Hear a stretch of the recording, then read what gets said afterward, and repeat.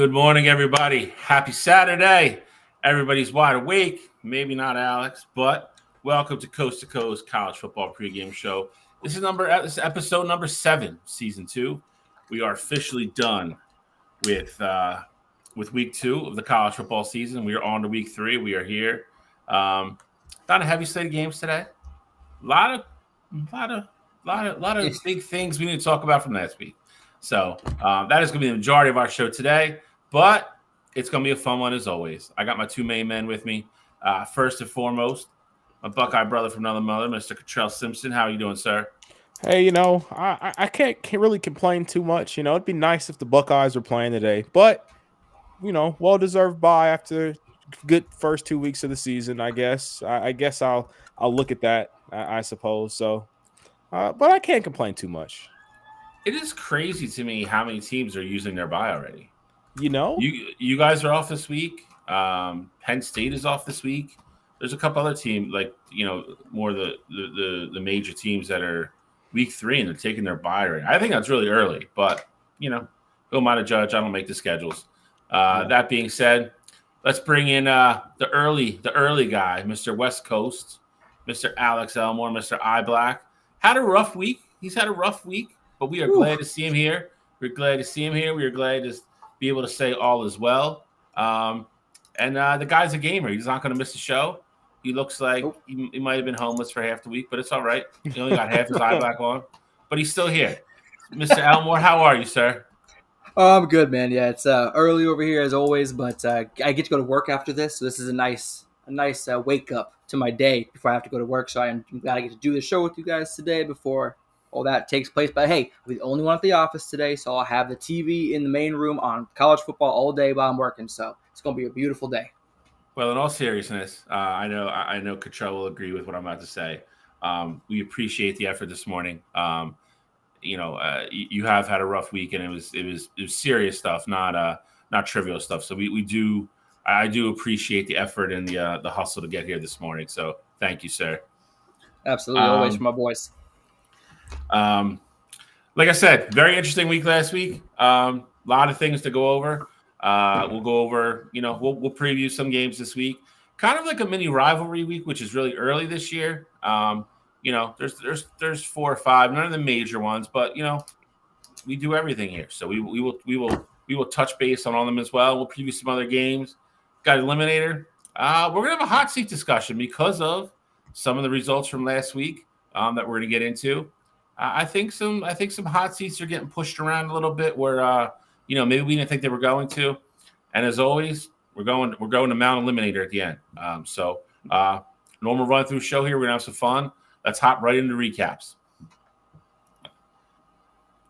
Let's see where we are going to start. Where you want to start? All right, I'll do it this way. Let's pick the game we all thought was going to go under, and we were pleasantly surprised with some extra points being put on the board. Let's go Iowa State upsetting the Iowa Hawkeyes. Oh, my God. It's the worst thing. George Kittle, him in an Iowa State headgear. Oh, my God. It was, I feel so bad for him. But good for Brock Purdy and his alma mater. But, man, that game, it was low scoring like I thought it would be. But I tell you, I did not expect Iowa State to put up 20 points and a half on the Iowa defense. Especially the way they got shut out in the first half. They could not move the ball. And all of a sudden, out of nowhere, Iowa's defense looks like, I was going to say Ohio State's defense, but I can't say that yet. Looks like USC's defense from last year. So it was not a pretty game, man. But I'm going to say, if you're not familiar with what Alex is talking about, so Brock Purdy, who went to Iowa State, obviously, and George Kittle went to Iowa. They both played for the 49ers. They had a headgear bet. Whoever lost had to wear the other's helmet. So when they came in for practice the other day, George Kittle had to put on Brock Purdy's helmet and do all his interviews in his Iowa State helmet. It was actually really funny. Super funny. I'll say this about the Iowa State rivalry. It's not huge. It definitely doesn't, get the press or the due, and probably deservedly so that some of the other big games do. I will tell you this, though. It's unpredictable as hell. Like, if you ever go back and look at those year to year and, look at, like Iowa ranked, lost this year. It's like that's a true rivalry game. I'll give it its credit. It's very unpredictable, and the teams always play close games. Facts. I mean, even think about Brock Purdy's senior year when it was him and Breece Hall and they were loaded. Charlie Kohler was there. Yep. Iowa beat them that year. They had no business beating them, but they beat them that year. So game is definitely very unpredictable. Alex, you tried to take a dig at Ohio State's defense, and I was going to let it slide, but then I thought about it, and I was like, wait a minute. I know. I'm not a fan of the team that gave up 34 to a group of 5 school. So, like, I don't even know how that, like, slipped, off your mind. Because, I mean, we were seconds away from that being – this is going to sound crazy, but that being the second biggest upset of the weekend last week. Like, that was almost the case. And it's crazy to say with Boise. Obviously, we know the pedigree of Boise, things like that. And, obviously, just a lot of fun there. But let's be honest, that was a great game. It was a great game. It was. I mean, I just wish that Oregon would get with the times and stop playing at 1 a.m. East Coast time. But, it definitely was a great game. Well, it was two West Coast teams in defense. It was two West Coast teams. I get it. Make it about West Coast time. I get it. I got you. Well, we'll get into it here. We'll get into it here shortly. But I will say this: Oregon better find the comfort zone here quickly, and get their what in gear. But let's go to the next game. We will go from criticizing Alex to the game that we have to give him his flowers on. Texas State 49, UTSA 10. Me and Cottrell were clearly on the wrong side. We're on the wrong side of this one. Alex, I will let you break this one down and have your flowers here and have your moment. Well, here's the thing, man. Unfortunately, they did lose last night or 2 nights ago to Arizona State. So, I was hoping that they would go into that game hotter. I thought that they would take that one as well, coming off that big win over UTSA. But yeah, 49-10. The game honestly didn't even look close from the jump. I mean, UTSA had one good drive, led to a field goal. But like I said, Texas State was up, 35-3 at halftime and kind of just coasted the rest of the way. I mean, you guys were kind of praising, UTSA's quarterback. And, I was kind of differently, but Owen McCown did not have his best game. 10 for 23, 105 yards. He just was not able to connect with his receivers. The rushing attack got nowhere, only got 2.7 yards per carry. I mean, that Texas State defense came to play. And then Jordan McLeod showing his experience and his poise, 309 yards, 2 tutties. And then you got an unexpected name in Lincoln Pear. I've never heard this name before until I was watching it. This dude had 109 yards, 2 touchdowns. He really had a day for himself. Jordan McLeod, another 2 tutties on the ground. I mean, Texas State looks like a team to beat in that division, as well as with their close showing against Arizona State. I think that with a Power 5 school like Arizona State, I know they're not a top of even the Big 12, but keeping the score that close, it really keeps them in play for that possible 12th spot in the playoff. It's going to be interesting. I mean, I don't disagree with anything you said.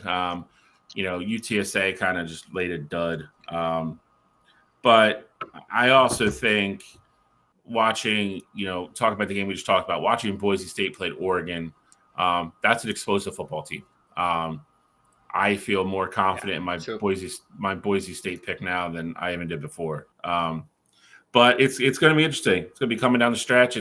It's all going to depend on rankings. I will say Boise State playing Oregon to a one possession game in Austin is going to help them down the road for sure.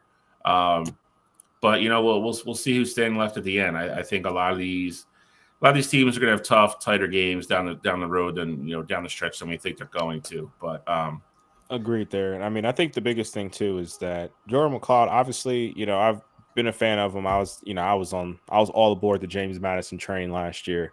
True. But I think that just what he showed in that game, always having poise. Like, obviously, I never thought that he wouldn't have poise, but I just thought in a game against UTSA where they would have to go back and forth. And granted, like Bill said, UTSA did not show up. A lot of credit to Texas State's defense there. They couldn't get the rushing attack going at all in that game, and you could tell that it made both of their quarterbacks flustered. Owen McCown ultimately got pulled later on in that game, and they got a little bit of spark from their backup quarterback. But I mean, you got to give Texas State all the credit in the world, and I think it's tough for them to lose a game at home to Arizona State, but at the same time, That being still, even though Arizona State's not a powerhouse by any means, but that's still being a Power 4 school, I do think it still will leave the door open for Texas State to at least make their run, as long as, Boise State doesn't just roll through everybody else on their schedule. The part of it I'm going to love is I think with this competitive is getting that automatic spot now. It's we've talked about it before, the group of 5 games, they're all going to become really important. Like, it's not going to even if you watch ESPN, they don't start talking about group of 5 till week 12, and it's all right, which one of these 3 teams is probably going to make it in the next 2 weeks? You're going to have to talk about them all year long, because it's going to change over and over. Especially when the rankings start coming out, you're going to get a good feel of who the committee likes, who they think is a good football team, and who they think is worthy of getting that at-large spot. So I do think it's great for little schools. They're going to get way more press this year. They're going to get way more attention, especially nationally. And they're going to get their shot, which, speaking of Boise, Boise State, Oklahoma is one of the most iconic football games that's ever been played. It was a great game. And it was for all the people that were can't put these little schools in against powerhouse. They're going to get killed. It's a waste of a spot. And then all the Oklahoma fans were we weren't even trying, blah, blah, blah. It was just a great football game, and they got beat. The more that happens, the better it is for college football. So, but gotta give Texas State credit. They showed up. It's hard to imagine they're not there at the end. If they stay healthy and they keep playing good football, they're going to be right there to the bitter end. And we talked about the rankings. All these teams barely getting enough votes to be 25. That's all going to change now. You're going to see a Texas State or a Boise State. You're going to see them in the top 20 because they're going to have to give these teams credit now. So I love that. I love that aspect of it. I mean, if you just look at the scoreboard from this week, you got Arizona beat North Arizona by 12 points. That should have been a blowout. The other games, you got Tulane just lost to Kansas State by a touchdown. I mean, there are all these teams, and obviously Boise State keeping it close with Oregon. I love seeing these schools keep it competitive. Keeping these games tight like that, it's just good football to watch. And everyone always roots for an underdog, so it's nice when the underdogs are actually competing now and making games competitive. Not even funny either. Just adding on to that, Bowling Green keeping a 7-point game against Penn State. Bowling Green could have won that football game. We're gonna get it. We'll get into it. But they could have won that football game. I picked them as a super dog, and never in my wildest dreams did. I thought it was going to be that. But I said it last year. The game when we did the show last year, the game that I went to in Ann Arbor was them playing Bowling Green. And we did not play well, but again, watching enough MAC football over the course of the years, they were a very good football team. They had legit kids on that team on both sides of the ball that could play, and then you saw that again on Saturday against Penn State. They have bona fide kids that are, they're not going to be draft one-day kids, but you'll see a couple kids on that team probably get drafted on the last day and have a shot to make an NFL roster. It's a good football team.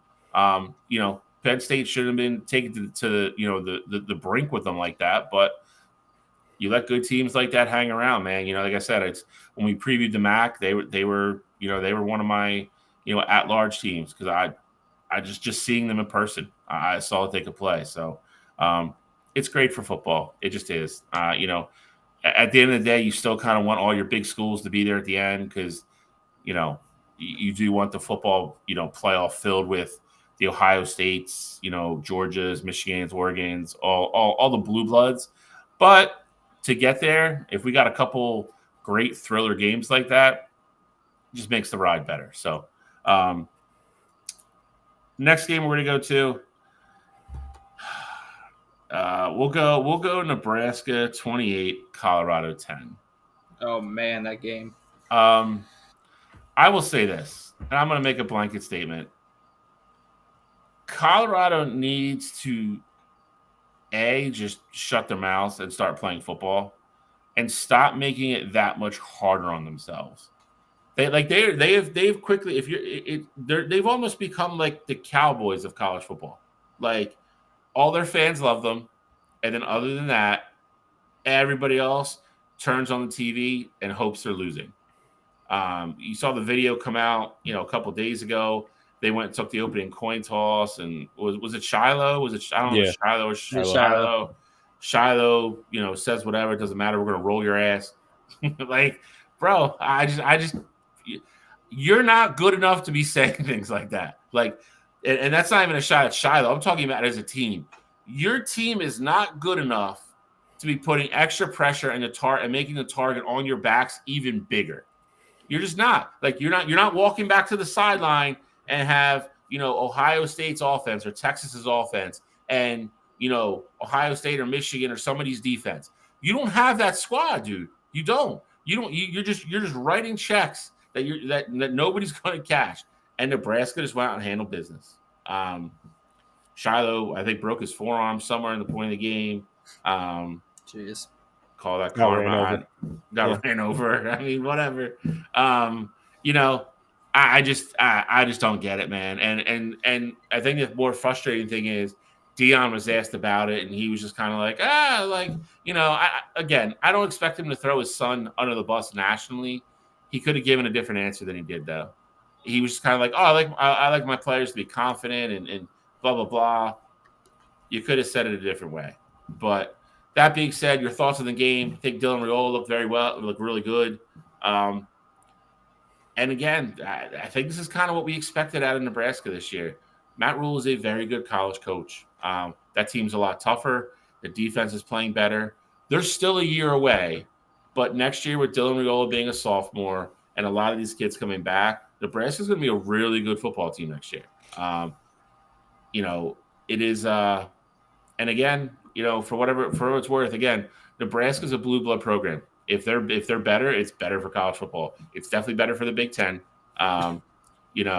But gentlemen, your thoughts on the game, the play, what actually happened on the field? I mean, for me, it boiled down to what we're accustomed to seeing from Colorado. I mean, Shedeur is holding on to the ball too long, and his offensive line wasn't protecting him. Those are combinations that will never go well together. You're letting Shedeur basically run your entire offense, which I'm okay with because he's a veteran quarterback. I think all of the top quarterbacks can run their offense. Like if Carson Beck or Quinn Ewers, like any of those top guys want to run their offense, I'd be perfectly okay with that. However, when you essentially abandon the running game every single week and your offensive line cannot hold up, I mean, that's still going to be a recipe for disaster, especially against teams that have good defenses. And Nebraska took care of business. They were getting after Shedeur, making him very uncomfortable. They forced the pick six, which was absolutely terrible. And then Colorado doesn't do themselves, obviously they don't do themselves any favors off the field, but even on the field, they don't do themselves any favors. There was a dropped interception that turned into a touchdown, which basically sealed the game. I think it only put Nebraska up 21-0 at that point, but like once that happened, you're like, all right, everything is going Nebraska's way, and this game is over with. There's nothing that Colorado can do to climb back into this game. The missed field goal that is normally a chip shot for their kicker. I mean, there's so much that you can point to in this game that just didn't go Colorado's way, and a lot of it was self-inflicted. So I think Coach Prime and company, they will have to get it figured out. These are going to be the growing pains with that team, and it sucks to say growing pains for them because they will not have Shedeur or Travis next year. So this is the time where you got to capitalize on it. But on the flip side of that, as far as Nebraska goes, I think this was the win that they needed on their schedule, not just because they had eyes on them, but because they really don't have another test up until they have to go to Columbus and face Ohio State. And I think if you can go into that point 7-0, I think is what they would be if they go, they run the table up until then. That gives these players a ton of confidence. If they had lost this game, they'd be 6-1, maybe 5-2 if they lose another game along the way. But this is going to continue to build those players' confidence in not even just that, hey, we can beat Ohio State, but hey, we belong here in the Big Ten. We belong in the big boy conversation of competing for a conference championship and things like that. And obviously, a lot of that falls on Dylan Raiola's shoulders. And the fact that he's a true freshman, I mean, I think that just goes to show you that this team is absolutely headed in the right direction there. And the nice thing, too, is that when you have a quarterback that young and you have this amount of success, people will flock to you. Like you said, Bill, this is a blue blood school, so they'll be able to hit the portal hard. People will want to come to Nebraska to play with Raiola, to play for Matt Rule, and to be in that system there. So huge win for Nebraska, change of identity on defense. They were tenacious in getting after the quarterback, and then Raiola has been as advertised so far throughout this season.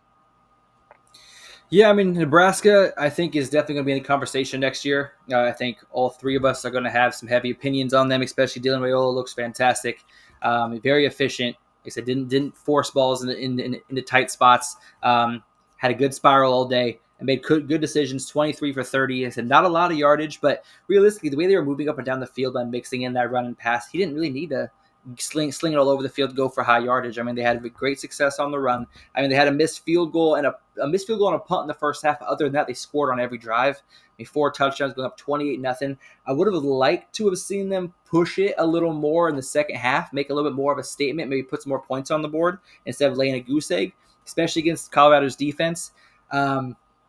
But really, I can't really make too many complaints. Honestly, they said their game looked flawless. I think that Matt Rule had the perfect game plan.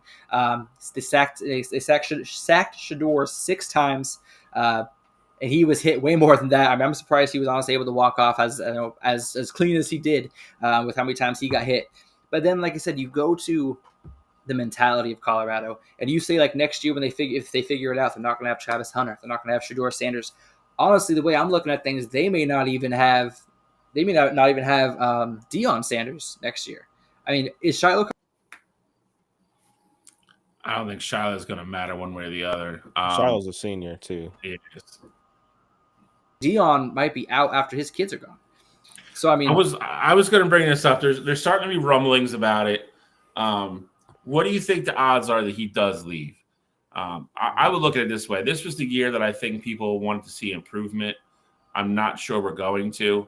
Not drastically anyway, not over what we saw them do last year. And then you are losing your 2 best players by a landslide next year.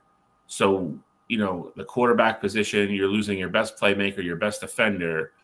You're kind of almost starting over again next year. Do we really think Deion's going to sit there and rebuild that program for the next 3 years?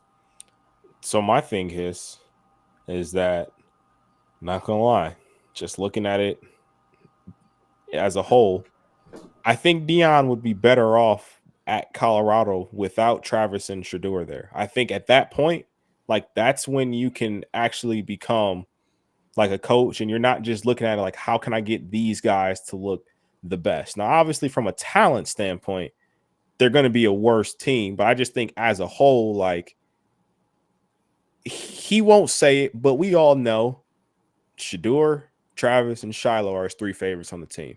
I think next year when all those guys are gone, in a sense, everybody's going to be equal. And that may be better for Colorado moving forward. So I think Deion will stay because I think if he leaves, he knows that essentially he's going to have to start back from the bottom if he wants to coach anymore. He's not going to be able to get another FBS job. At least not right now. Not right now. Do we have any more games to recap, Joe, before you finish? Do we have any more to recap? Because this would be the perfect segue to the hot seat. No, we got one more. We have 2 more. We have 2 more. All right. Well, keep this mentality because this is something I think we're going to bring up more in hot seat. So I know where you're going with it, and it's part of me agrees with Cottrell, but the other part of me is like I think there's one job that he could get, which we'll get into. But yeah, that's just kind of where my mind is at. I think him being at Colorado is basically giving him, whatever he wants. They give him new uniforms. They basically built him a house out there. Like they parade him around the city. Like they love him there. They've literally said, "Hey, whatever you need, we'll take care of it for you." They gave him all the NIL. They landed Cormani, and obviously they had to get Travis and all those guys taken care of as well. But I don't think Prime leaves Colorado after this year because I still think, just looking at the bigger picture of it, Colorado won 2 games over a 2-year stretch. They won 4 last year, which they should have won more. They shot themselves in the foot in certain games, things like that. And then this year, I mean, they already got that already have one win. I imagine that we all think they're going to get at least 4 this year, right?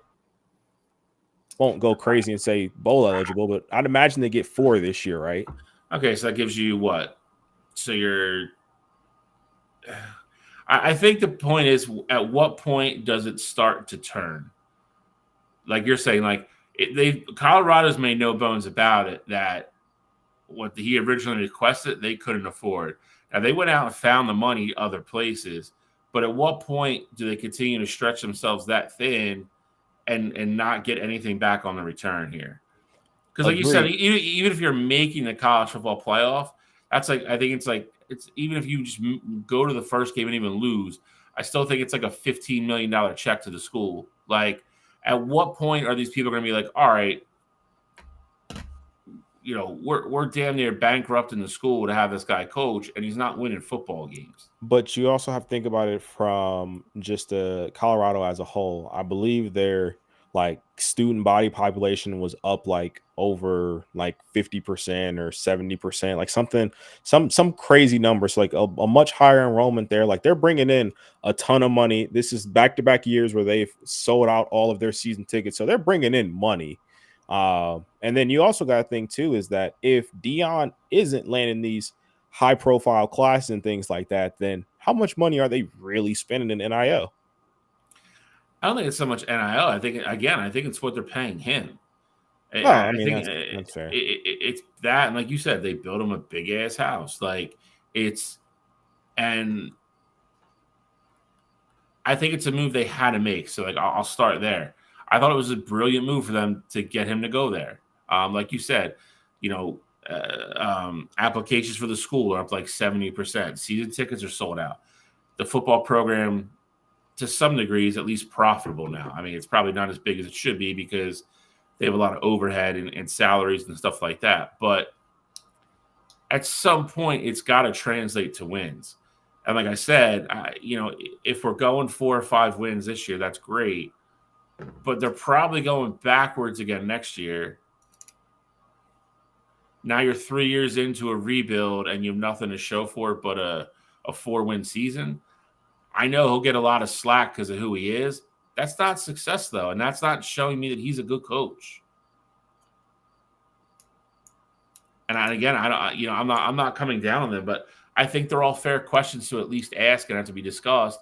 And I think if they don't become bowl eligible this year, you know, and they have another bad year this year, then I think the whispers start getting really loud really quick. Because at some point, those boosters are going to be like, why am I continuing to write checks for this if we're watching this team win 3 games a year? Like, it's not what I signed up for. I just don't think that underlying like conversation is being had at the end of this year. I agree. I think as long as he decides to stay, I think he has one more year. But I think if next year is a disaster and they win 2 or 3 games again, then I think it skips the step of, you know, rumblings behind the scene, and it goes from these discussions are being had, like, and this is where we're at. Like, he's got another season type thing. That's all. I guess that's the best way I would put it. Yeah, I mean, it's hard to say, but I think. Oh well, I guess we'll get into it later. I'm gonna shut my mouth. We are. We'll circle back to this. Let's get to the next game. Tennessee went to NC State and treated them like an FBS school. They turned it into Tennessee, is what they did. They did. I'm going to start by saying this. We talked about this last week with USC. Did we miss the boat with Tennessee? You know, I know Georgia's great, and but we've talked about a lot of schools in the SEC, and we spent no time on Tennessee. I think we all agreed collectively that we thought they were a year away still with Nico. I'm here to say that we might all have been wrong on this too. Now, you guys might feel differently.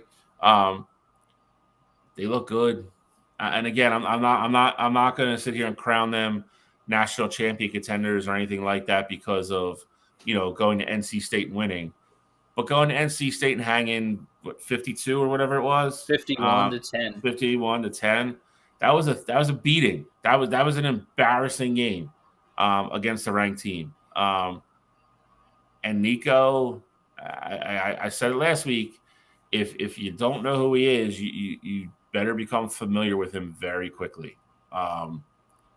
And I think he's, other than one guy that we're going to talk about after this, I think he's done more for his stock this year than anybody else in the country so far. Thoughts on the game? Thoughts on, did we overlook Tennessee? While you guys are talking, I'm going to pull up their schedule real quick because I'm really curious to see if we overlooked them. And, I think Tennessee might have a legit shot to make the playoff. But you guys discuss, am I wrong? Am I overhyping them? What are we doing here? So for me, I would just say that I think we should have probably talked about them more. I will give you that. However, I still think the SEC is absolutely loaded. And we even previewed this game last week, and I thought this game would be a blowout. Now, did I think it's going to be 51-10? No. But I did we didn't think that. I did think that NC State they had no business still being ranked. And I thought Grayson McCall in that first game looked pedestrian. He didn't look like the same quarterback that I saw from Coastal Carolina. So I was expecting a big Tennessee win. I wasn't expecting a 41-point win. But as far as like Tennessee goes and just missing the boat there, I mean, I still think it's tough when you have teams like Georgia and Alabama and Ole Miss who are in Texas. Like, I think those four teams being ahead of you, I think that's tough. Now, should we have talked about them? Team, though? I was going to say, should we have talked about them instead of talking about A&M or LSU? I mean, I listened to that argument. I definitely would, especially at this point in the season. But I mean, can't shoot 100% there. I mean, SEC's got a lot of tough teams. Listen, I know we're really smart. We know our shit. We're not psychics. I understand what you're saying. I'm not trying to come down on us on anybody. I'm just saying. I think that's the beauty of this playoff, though, and I think it's the beauty of what this season and going forward is going to be about. I think every point of the show of this season, we have these episodes every year going forward. I think we're going to continue to have these discussions, and I love that, and again, like you said, we're not going to bat 1,000, and anybody who says they are is lying, because I watch all the other shows too. Nobody had Tennessee in their goddamn playoff. So anybody else who comes on here and says they did, you're all lying. At least we'll admit that we overlooked them. And I'll just say this before we throw it over to Alex. Tennessee beating NC State, it qualifies as a ranked win for them. I know for sure NC State will not be ranked at the end of the season. The other thing that I'll say is that you first look at, like, for example, a team like A&M. First week to play Notre Dame, you're like, hey, Notre Dame's defense was great. Notre Dame's going to be a college football playoff team. It just kind of happens. A&M had a great bounce back week, and they looked a lot better. However, you see what happened in Notre Dame last week, and then it's like Texas A&M couldn't beat that team, the team that the NIU Huskies just took out. Like, they couldn't beat that team. So I do think, and then LSU, we saw what happened week 1 against USC. Granted, we still don't know what USC is right now, but we saw how that game looked, and it was a Brian Kelly special. So did we overlook Tennessee as a potentially the 5th or 4th best team in the SEC? Yes. I still don't think they're going to be a threat to the heavy hitters of that conference, though. Alex? So, yeah, I mean, here's the thing. The first half was actually a lot more competitive than the score ended up looking up. It really kind of turned around when Grayson McCall threw the interception for the touchdown. That really kind of lopsided the score, because NC State was driving 59-yard drive on the doorstep to scoring, an interception return for a touchdown, really kind of deflates the team. And then Nico, early in the game, I feel like he was forcing the ball. It was his first true road game as a starter. Obviously, bowl game is on the road, but it's like 50-50 in the stands. This was his first true road game. He started off a little shaky in the pocket. Like I said, threw 2 interceptions. I think he tries to force the ball downfield a little bit too much, and he needs to clean that up. and they gotta clean up the penalties. 7 penalties for 70 yards. I mean, so they're giving up a lot of extra yardage to the opponent. So if they can clean up some stuff on the line, and they can knock off the turnovers, like I said, 2 interceptions. Sky's the limit for this team. But like I said, they got a great running back in Sampson. He had a fantastic game. What was it? 20 rushes, 132 yards, 2 touchdowns, 6.6 yards per carry. I mean, he truly has a great complementary piece in the backfield with him. He's also a great receiver on the outside, or, on rollouts, things like that. 3 catches, 37 yards. And then Squirrel White, 2 catches, 67 yards. Like I said, they have the pieces to really make some noise in the SEC. That's why I'm kind of listening to all these players, because like they have weapons all over the field that like we didn't even think about. I just really want to see Nico make some good decisions with his arm instead of forcing the ball a little bit. I think sky's the limit, but I think they are in the same boat as Nebraska, or they're a year away. I think once they start getting into the thick of their SEC schedule, which, Bill, I know you have in front of you, I think that's where we're going to see the immaturity and the lack of experience kind of come into play. I do, and I will tell you this. It is not a heavy one by any means. So this is what we got. They got Georgia on there. I know that. They do. But again, I think a 10-2 Tennessee team makes it. So this is where we're at. Kent State this week, probably win by 60. 68. Exactly. It might start with a 7. This is the following, or where is it the following? Yes, following week they go to Oklahoma.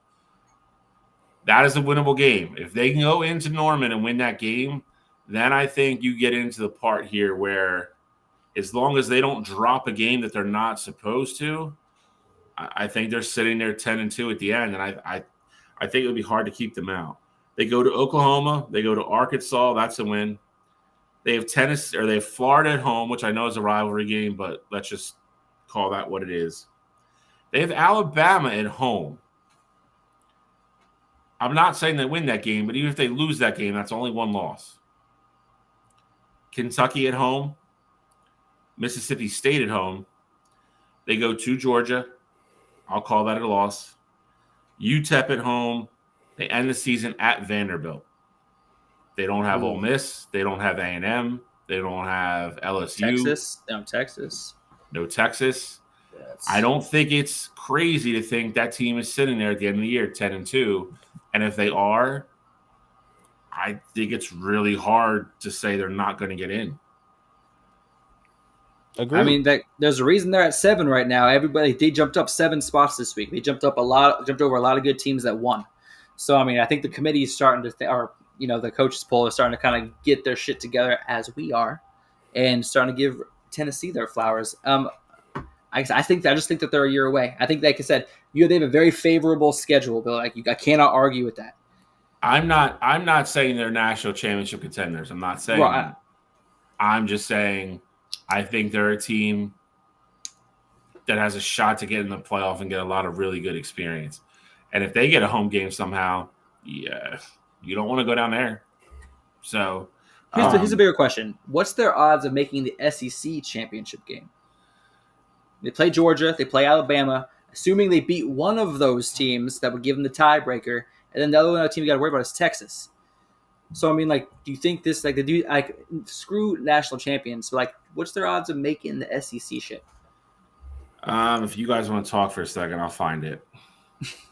I mean, I think for me, it's still low. You got to face Bama. You got to face Georgia.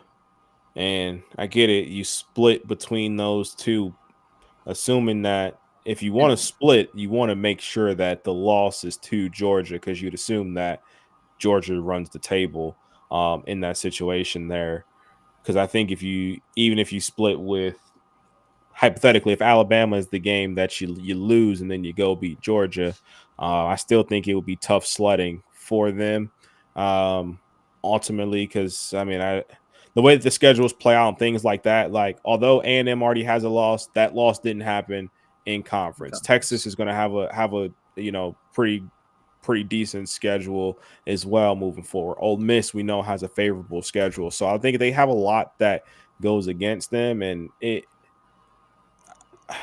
I probably go maybe 15%. I think it's low just because there are teams that I feel are better, and I also think that they have more favorable matches. Like there's teams that don't have to play Georgia or Alabama in the SEC. So I can't find the odds of what it is to make the game. They are the 5th favorite to win the conference. So they're plus 1,300. It goes Georgia, Texas, Alabama, Ole Miss, Tennessee. Those are your top 5. So, plus 1,300 is not a crazy number. And that's to win the whole thing. So it's a lot higher than it would be for them just to make the game. If you're Tennessee, if you could beat Oklahoma, if you can somehow beat Bama and then hold serve and just lose to Georgia, like Cottrell said, you're sitting there with one loss, you're probably getting in to the SEC because you're at that point, you're hoping for chaos everywhere else because Alabama's still got to play Texas. They got to play Georgia. Like it's going to be hard for another team to come through with just one loss, probably outside of Georgia. So it's going to be interesting. Obviously, there's 2 very big ifs. But I think Oklahoma's winnable, and I think Alabama at home. I think they're in that game at least. And Alabama hasn't looked. I think they've looked good. I don't think they've looked great. So last week was rough. Last week was rough on Alabama. Nick Saban looked.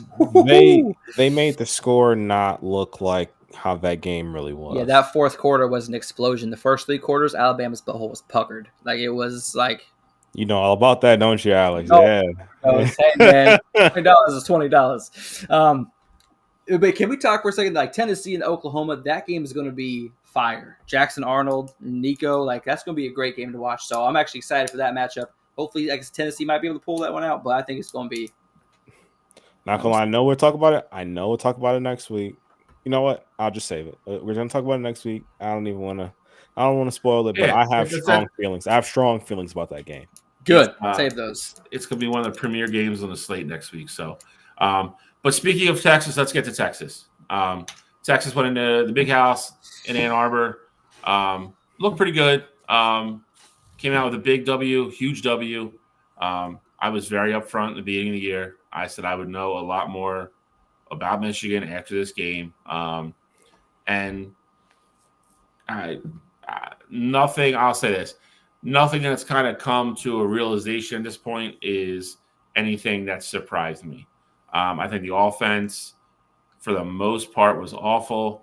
Davis Warren struggled, missed a lot of plays that could have helped sustain drives. They put the defense in a lot of bad situations with turnovers all on their side of the field. Can't do that with Quinn Ewers. He's going to make you pay, even if it's not all touchdowns. They got a couple field goals. Just way too many mistakes, way too dirty of a game. Texas, I think Texas looked good. I wouldn't say great. Texas went in on the road in a tough environment and did everything they needed to do to win a football game, and they did. 31-12. Saw them get a little boost in the rankings.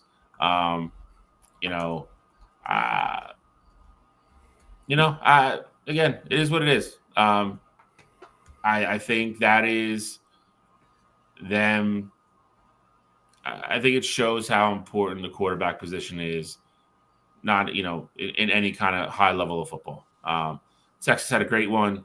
We have one that we have 2 that, and we're just not sure what either one of them are going to do at any given time.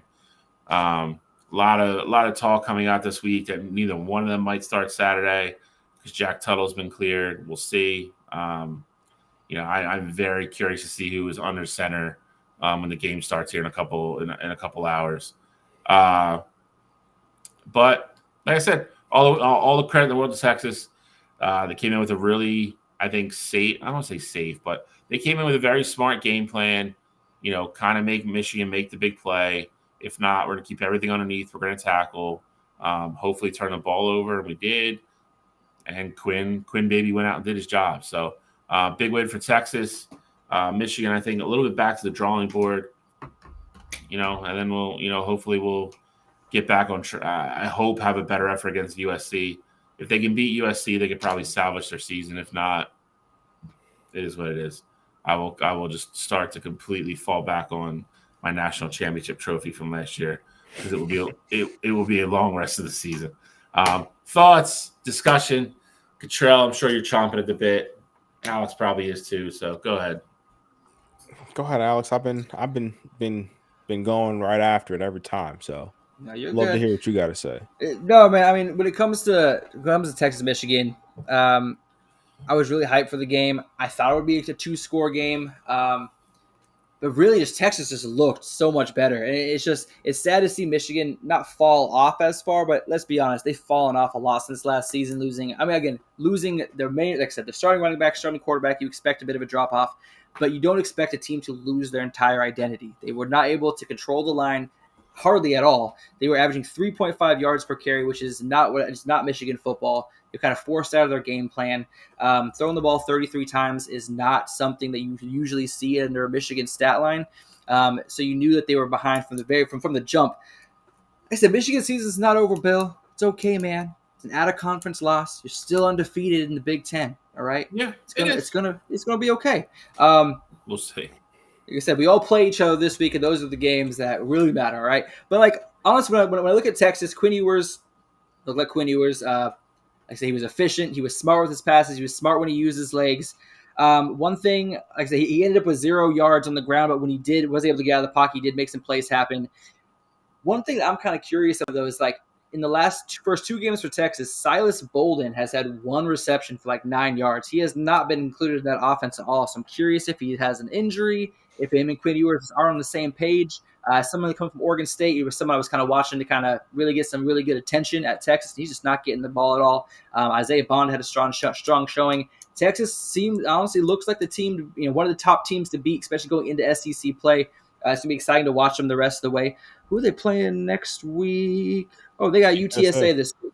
Yeah, UTSA this. And then when's their first big game? Oklahoma on October 12th. So a lot of easy games up until then. Hopefully they'll stay healthy, but this Texas team can go somewhere. I'm telling you that. Alex, I've been dying to ask you this question. Sure. We talked about like the game plan and stuff going in and things like that. Would you say it almost looked like Michigan didn't know what Texas was going to run?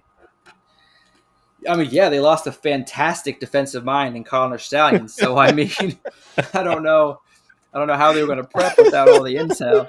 I promise you, if either one of your defenses give Quinn Ewers the ball 3 times on the 30, that Texas is going to score. Oh yeah, no, I mean I'm sure of that, but I will say, I mean, you look at it from like a bird's eye kind of thing, and you see, oh man, Texas scored 31 points on Michigan's team.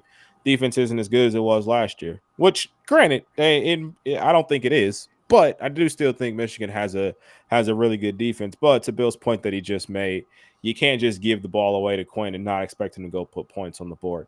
I think the thing that's kind of surprised me the most out of Michigan so far, and I know we're just talking about this game, but it's kind of been a trend so far the first 2 games, is that Donovan Edwards has not had a chance to take off in the ground game. Donovan Edwards is someone who I, Bill as well, thought would be an X factor for that Michigan team. Someone where you just give him the ball 25, 30 times a game and really don't ask your quarterback to do much, but, hit the intermediate pass here, pick up a 3rd and 8 or, a 3rd and 5 and things like that. But that really hasn't been the case so far with Michigan. They've struggled with replacing the pieces they lost from the offensive line from last year, and Donovan Edwards has not had a chance to get his footing there, and that's made the job a lot tougher on either quarterback that's been back there so far. So definitely has been very surprising to see there. As far as the flip side of it, Texas offense definitely looked great, and their defense held Michigan to 12 in that one. I still think I have some, I don't want to call them question marks because it's not a true question mark. I just think that the answers have not been given yet about Texas defense. Like, I don't think it took a Herculean effort from that Texas defense to slow down that Michigan offense because they're still trying to figure out their identity at this point in the season.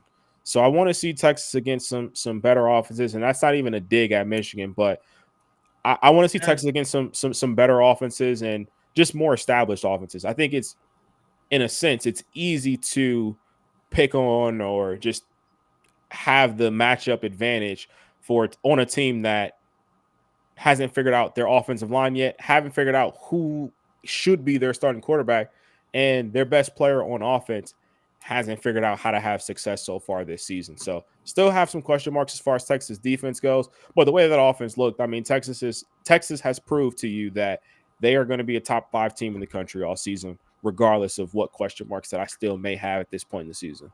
So Michigan's biggest.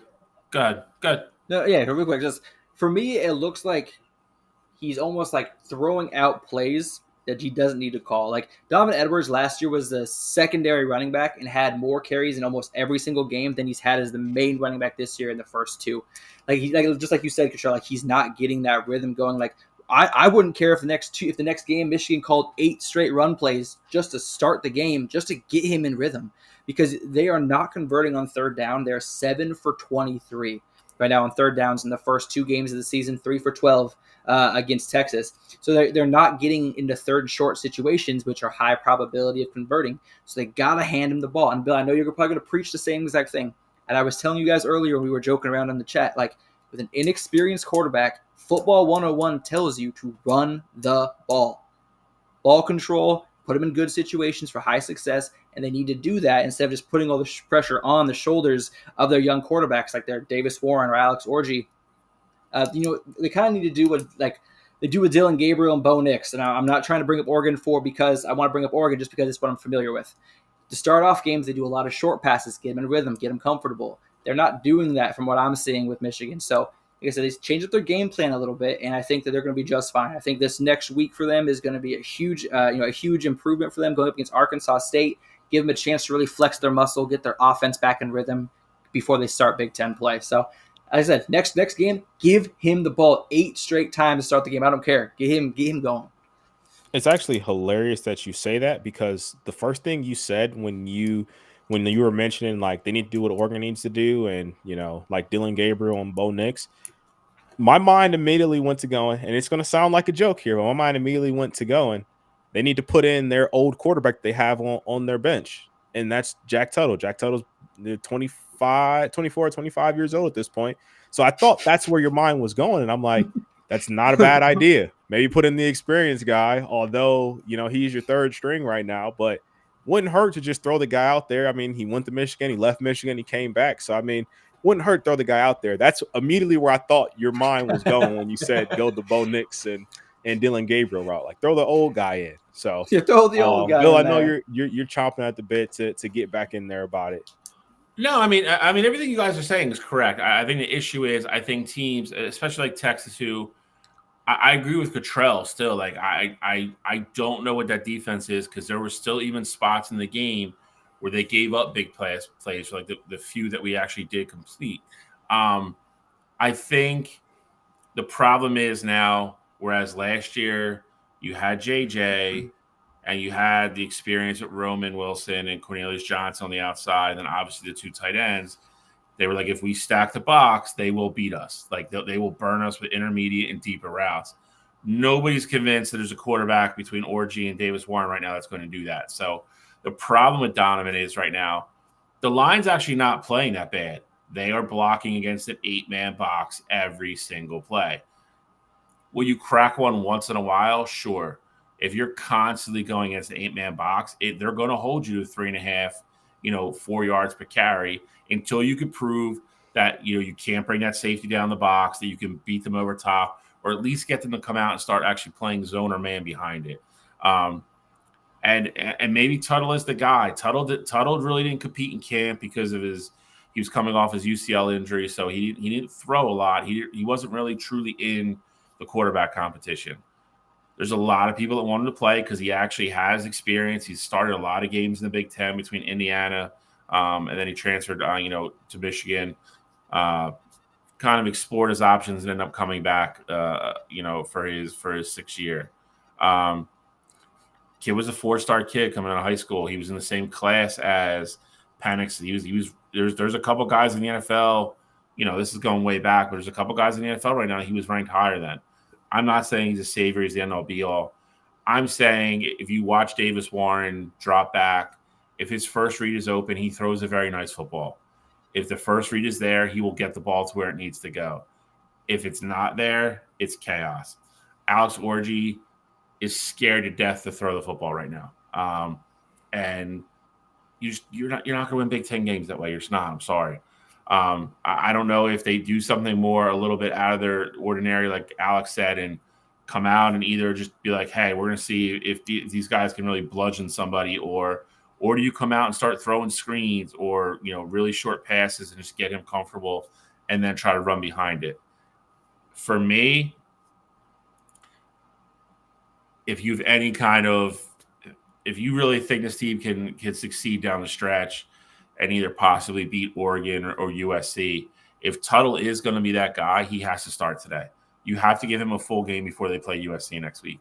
I hate to say it, but it's it's next man up, and like this isn't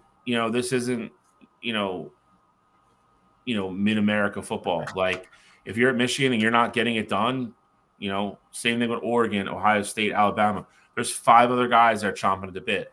Whoever wins football games is going to get the job. I think they have to put Jack Tuttle in today and see what he is. If he is truly healthy and ready to go, I would start him, and I think you will see a completely, different tempo to the game. We talked about it, at the beginning of this season and last season. He really is a poor man's JJ. That's what he is. He's not. He's actually more athletic than he looks. He's not JJ athletic, but he's more athletic than he looks. He can escape, and he's got a decent arm. But again, he has starting experience. He started a bunch of games at Indiana before he got hurt, and then Michael Penix actually took his job. So he's not terrible. I just think he just has more experience, and I think he's further along than the other two. If they're going to keep playing those other two, then I think it's a disaster for the rest of the year. They'll probably end up 8-4 or something like that. So we will see. That is it for recaps. Unless do you guys want to do the Notre Dame game real quick? I feel like we can save them for Eliminator. Let's save that's them. Fair. That's fair. All right. Well, let's go to the breaking news that happened. I believe it came out Wednesday or no Thursday? Thursday. It's looking like the Pac-12 is back, baby. Not quite 12 teams yet. Not 12 teams yet, but sounds like halfway there. Halfway there. It's. I think you have to get to 8. Is that? You have to be 8 to be an FBS conference. Correct. So they got to get to 8. They already have Cal and not Cal. No, who am I missing? They have San Diego State, Boise State, Fresno State, Colorado State. Oh, it's Oregon State and Washington State. Okay, so that's 6. Yeah. And then obviously the 3 that came out the other day: Fresno State, Boise State, which again I think is a big one. Fresno State, Boise State, Colorado State. All no-brainers for them. The only thing I would kind of push back to some degree, if I'm being honest, is Big 12 kind of put it out there for a while. They wanted Boise State, and Boise State said they wanted to stay pat. I don't know why you wouldn't have gone to the Big 12 and then a year and a half later go to the Pac-12. I think that's a weird move for me. I get it. Timing's different. I get all that. The whole landscape of college football has changed. I want to hear your opinion. But I don't know where they're going to get their other 6, or at least they needed 2 more.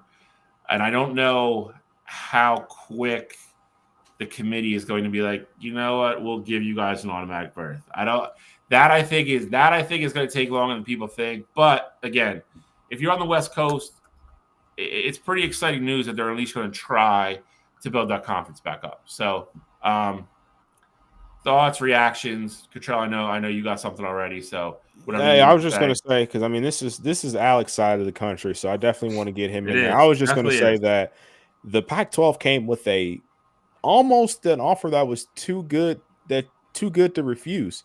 They basically said, "Hey, we're going to pay for all your dues to like the conference that you're in, whatever that number may be." For some of these schools, I think the number was upwards of $15 million. So the Pac-12 paid a handsome amount of money to go ahead and get these schools out of there. And for schools like Boise State and Colorado State, the schools that actually left, I mean, you talk about it making a ton of sense, but you also had to think like that's going to bring back the Pac-12 network. That's also going to bring in, I'm sure at a point, we're going to go back to being a Power 5 school. And yeah, you talk about the committee. and when they're going to decide that. I doubt it takes long, honestly. The Pac-12 is still going to be a storied conference, and so I really don't think it takes long. And then as far as like adding more teams, I still think you have other West Coast teams that could potentially get the job done. I look at a team like UNLV. I look at a team like Wyoming, who granted doesn't look like a great name per se right now, but Wyoming's been pretty good as far as football goes in the past. Wyoming has a really good team like every 3 years. Exactly. So like I think like those are two schools like right off the top of my head that I'm like, hey, they're already on the West Coast. You can throw them into the conference. It wouldn't be a big traveling issue for a lot of these schools. So I think the Pac-12 can definitely find the schools to do it. I think it's going to be a matter of, do they pluck some East Coast schools? Do they pluck some South schools? Like ultimately, I'm very curious to see where they go there, but I'm glad the Pac-12 is back. Alex, I'm sure you got a lot more to talk about here, just because that's again your side of the country there. But well, here's the thing about the Pac-12 coming back. Obviously, grew up with the Pac-10. Obviously, became the Pac-12. Washington State, Oregon State were kind of in no man's land, playing the Mountain West Conference schedule this year. So it's really kind of funny that they ended up stealing Mountain West Conference schools. And it's funny you mentioned UNLV, because UNLV just upset Kansas last night, 23-20, comeback win. So like that team's 3-0 now. That team's looking good. I mean, that could a good season from them. That could be the next contestant to be possibly brought to the Pac-12. Here's the thing that I'm seeing on the message boards, though. Here's the thing that I'm seeing in the Facebook groups, and they're kind of jokes, but they're also kind of interesting. We talk about like these smaller schools that are FCS schools, or not FCS schools, like Division II, Division III schools, playing these D1 schools at a high level. There's talks about like maybe reaching out to schools like Idaho. Like think about NCAA basketball, right? You got you have 400 or some odd teams that can compete for the actual college basketball championship. Like what if they there's talks about them bringing additional schools from the subdivisions up, like Idaho State. Who else is over there? Eastern Washington, South Dakota, North Dakota State. Yeah, exactly. Eastern Washington's a good one. See, there's a bunch of talks of teams that it would make sense for. If you can go from being in the subdivision right into a Power 5 conference and inherit all that, money and network money and all that stuff. The way those colleges recruit already, like that becomes interesting. But that is, to me, the flip side of, is the committee really going to be like, all right, we're potentially cutting out the third or fourth place Big Ten team or the third or fourth place, SEC team to let Fresno State in next year on an automatic bid? I just don't know. You got to remember who's voting on it. So there's going to be pushback in that room for sure. Because they're going to lose money, and again, those conferences both want to have at least 4 teams in that playoff every single year. I don't know if they're going to be like, hey, there's no marquee team in that conference. Like these are all like kind of like Alex said, if we're using a baseball or a basketball term, that's a conference full of mid-major teams right now, and it wouldn't be wrong. So that is where I think the pushback and maybe the fact that it doesn't become automatic right away is where that whole discussion, I think, is where it could get slowed down, in my opinion. I could be wrong. I'm not going to lie to you, though. You bring up a great point with those schools want to get 4 in. The reality is they still can. You can go 4 from the Big Ten, 4 from the SEC. You'll have your Big 12 champion. You'll have your ACC champion. That's 10 right there.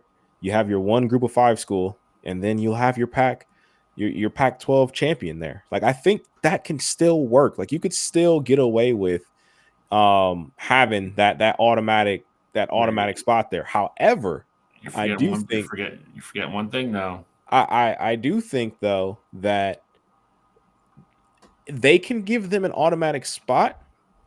It may not be an automatic top 4 spot though. I think they give them an automatic home game, especially to start. They're going to be the new kids on the block essentially.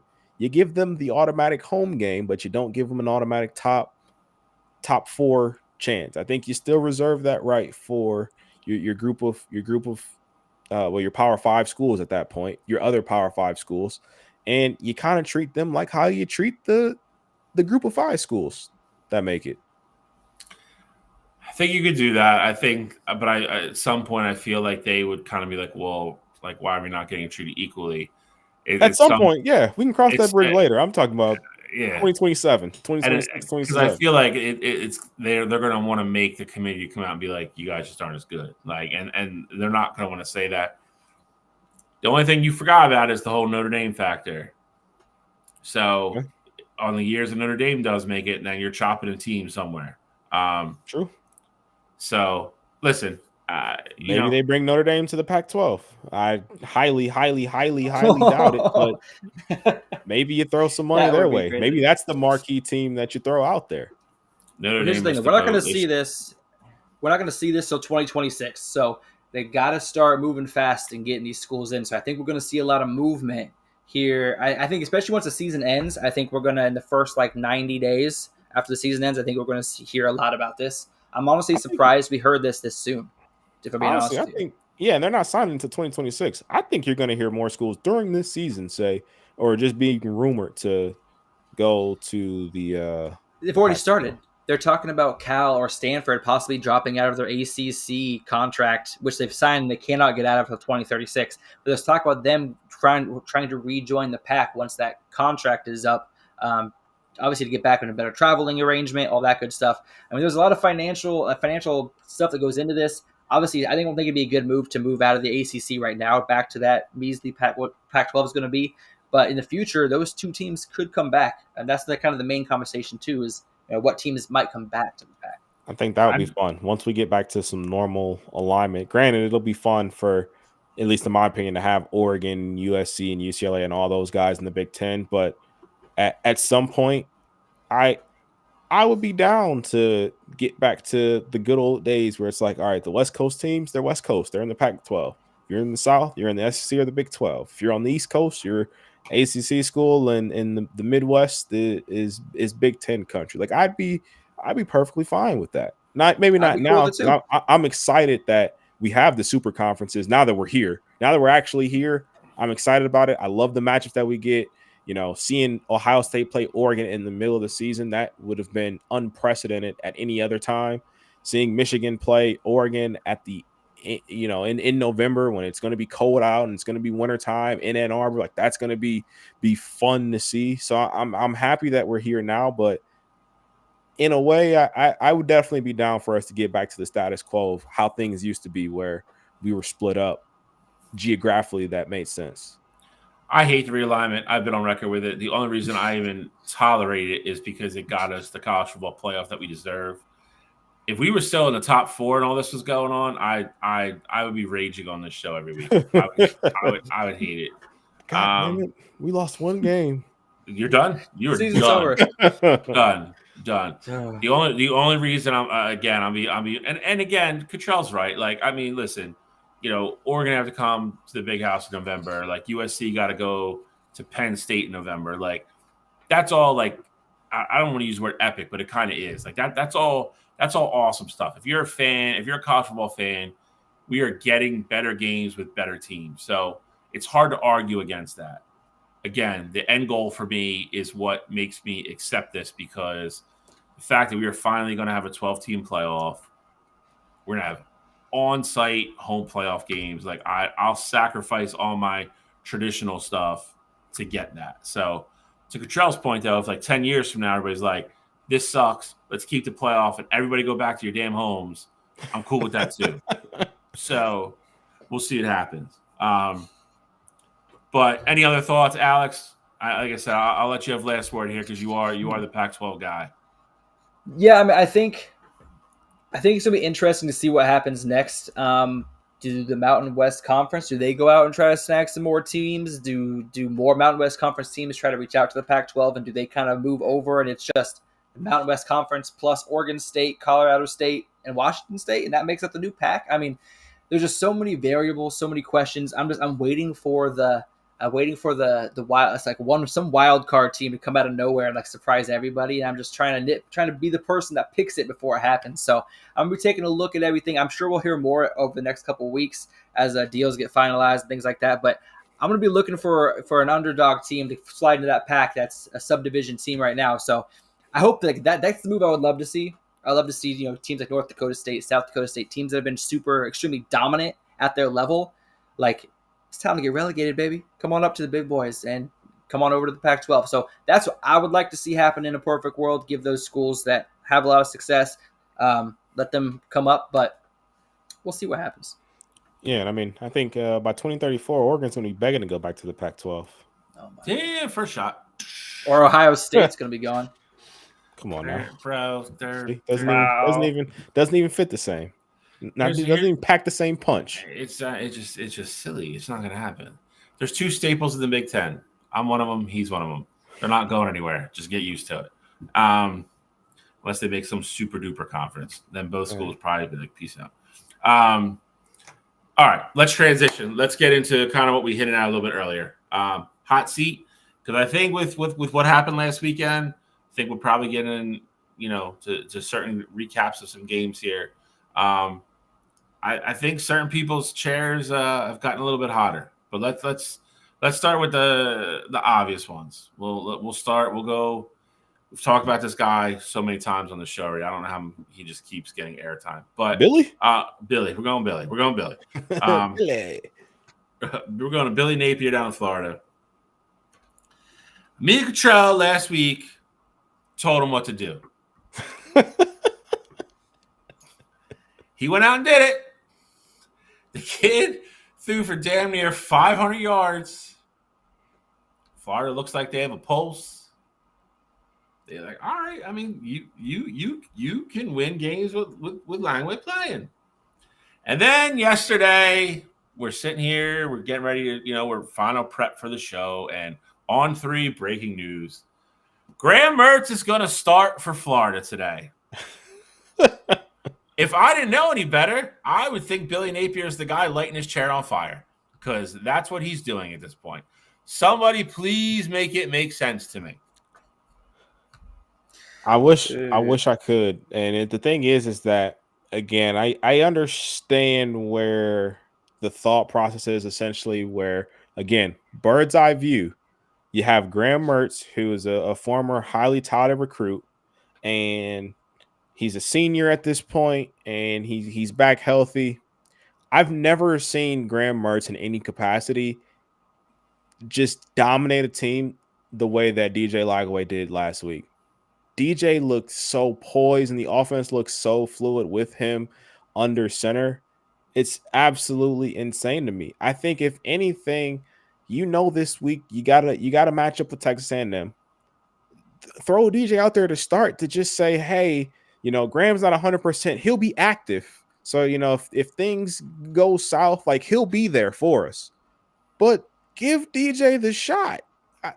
Again, I said it preseason. I said it on Wire to Wire. I've said it everywhere, I feel like, at this point. I am not going down on a sinking ship with Graham Mertz as my captain. I'm just not doing it. If I lose with the 5-star kid that I brought in, that's going to one day be a future first-round pick, if that's the guy I go down with, hey, so be it. I gave it everything I had. Graham Mertz is not going to be my captain. I'm jumping off. I'm finding a lifeboat. Something's got to give there. I'm not taking the Jack route from the Titanic here for Graham Mertz. I'm not. I'll push somebody right off a piece of wood. I am not dying. So listen, Alex, I'm gonna bring you right in. I promise. Oh, never mind. Alex is gone. Yeah. So this is what I do. This is where I really struggle with it. I'm being honest. I'm gonna push back on what you said a little bit. I agree with what you said, and I understand the mentality behind it. But this being said, Graham Mertz has had his shots, dude. He had his shots in Wisconsin. He got booted out of there. He transferred out to Florida. He's had numerous starts to make an impression and be like, the team is the best with me under center, and I'm our best option. You lost it, dude. This kid is a 5+ star kid that came in. His first start throws for 465 yards or whatever it was. And like you said, played above his head against a team that's not terrible. I don't know how you go from the doom and gloom of, getting shelled by an arch rival in Miami and then you come back the next week, you start this kid. He puts all this life into the team, into the stadium, and then you walk back in that locker room yesterday or whenever he told them, because it leaked yesterday, so they probably found out the day before that he's going back to Graham Mertz. No, that makes zero sense to me. Like I don't possibly understand as a head football coach how you go back and watch game tape from Miami and then game tape from last week and be like, I'm going back to that guy. The only thing that I could possibly ever even like fathom, like it would have to be the Michigan Tom Brady situation. Like it has to be. There's some stuff going on behind the scene. Graham Mertz's family's got Billy Napier's balls in the vice grip, and like that's the only thing I can because look, Billy Napier was a really good coach before he got to Florida. Like, and I can't just go out there and just say that this guy forgot that. Bro, we all thought it was talent the perfect looks hire. like. Yes, exactly. The dude's won everywhere he went, and he's done it the right way. He's gone small, bigger, and then he gets the Florida job. I don't care what you say; it's a top 15 job in the country. It is for sure. And like you said, he was the prize. He was one of the prizes of the class. You get him to commit, he stays, even after a bad year. And then you put him in. He does exactly what everybody thinks he's capable of doing. And you're like, I'm gonna put him back on the bench. Yeah. 18 to 25, 456, 3 touchdowns. The rushing attack was going well. I mean, I don't get it, Billy. I don't get it. And it's going to look even worse if Graham goes out against A&M and has a bad game, and then you pull him. Like, if you're like, all right, Graham was our guy this game, and then it looks bad, and it's like, all right, so we're just going to play this back and forth wishy-washy game with, ring around the rosy. Is that what he's doing, though? So, like, I guess this is the one caveat, the one exit strategy that he could have that makes sense. Is he letting Graham Mertz hang himself? Is he going to be like, you know what? He only lost his spot because he got hurt. And there's a lot of coaches that coach that way. I'm going to go out and let him start. And then if he sucks, I gave him his spot back. He had his shot. DJ's just playing better. He's the way we have to go. Is that what he's doing? I mean, it could be, but I just know for me, I wouldn't take that route. It was facts. Like, I'm with you. When, again, I hate to just keep bringing it out to Michigan, but it is just a lot of like similarities here. You knew what you had with Cade McNamara. Like, you knew what you had with him. You're like, he's okay. The guy behind him is just flat out better. And what did Jim do? Jim gave Cade every opportunity to win that job, but everybody saw that J.J. McCarthy was the better quarterback. And then eventually, J.J. just won the job. I don't think Billy Napier has the luxury of just waiting until that plays itself out, because Florida will lose if they keep throwing Graham Mertz out there with the schedule that they have. So I think that that's a possibility of what they're doing, because, again, we just saw Jim Harbaugh do it, and it was successful for Michigan, in the long term there. But at that point, Jim Harbaugh's seat was not hot. Billy Napier's seat is actually on fire. There's a couple flames in the front. There's a spark in the back as well. Like, it's just waiting for him to sit down, like, right on it. So I don't know how he can get away with making this decision right now. I would have, like I said before, I would have threw DJ out there. I would have had him been my starter. And if he started to look bad, I'd have been like, all right, well, Graham is active, but we just didn't want to throw him in. He came in midweek. He didn't have the full game plan. Whatever the case may be, that you have to spice that up. But if DJ looks great, you keep rolling with the hot hand. And that's an easy play in the media. You go out, you beat Texas A&M, and it's like, hey, DJ's got the hot hand. We're going to keep rolling with DJ until that fades out. Clemson did the same thing back in the day, if you remember, with Kelly Bryant. Kelly Bryant was their incumbent starter the entire time. Sunshine was sitting right behind him, and everybody wanted him to play, and guess they did. They said, hey, this guy, he's been stinging up the joint a little bit. Then he got hurt. Trevor Lawrence came in and never looked back. We saw it a couple years ago, Spencer Rattler and Caleb Williams in Oklahoma. It is not unprecedented to have your freshman quarterback come in and take the job from a guy that's been there a while.